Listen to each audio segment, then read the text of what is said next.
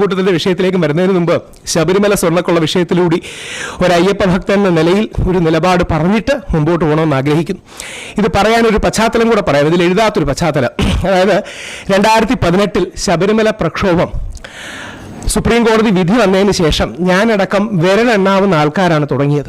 അതിൽ ആദ്യം അറസ്റ്റ് ചെയ്യപ്പെട്ടത് എൻ്റെ മുത്തശ്ശി ദേവകി അന്തർജനമാണ്.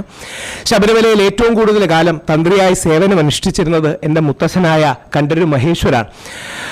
ആദ്യം അറസ്റ്റ് ചെയ്ത് മുത്തശ്ശിയാണ്. പക്ഷേ അവർക്ക് പ്രായമായതുകൊണ്ട് അവരെ ജയിലിലേക്ക് എത്തിച്ചില്ല. പകരം ആദ്യം ശബരിമലയ്ക്ക് വേണ്ടി ജയിലിൽ പോയി ആഴ്ചകളോളം പട്ടിണി കിടന്ന് നിരാഹാരവും കൂടി കിടന്നൊരു വ്യക്തിയായ അയ്യപ്പ ഭക്തനായ സുപ്രീം കോടതിയിൽ ഈ കേസിൽ ഔദ്യോഗികമായി തന്നെ ഇടപെട്ട കഴിഞ്ഞ 2007 മുതൽ, അതായത് 18 വർഷമായിട്ട് ഈ കേസിന്റെ പിന്നിൽ നിൽക്കുന്ന ഒരാളാണ്. ശബരിമലയ്ക്ക് വേണ്ടി നിരന്തരം വാദിക്കുകയും മറ്റും ചെയ്യുന്ന ഒരാളാണ്.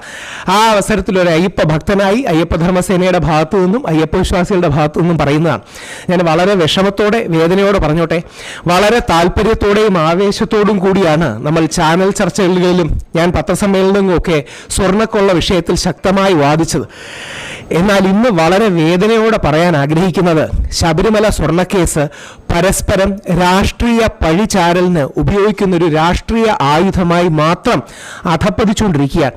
ബഹുമാനപ്പെട്ട ഹൈക്കോടതിയെ ഏറ്റവും ബഹുമാനവും വിശ്വാസവുമാണ്. എന്നാൽ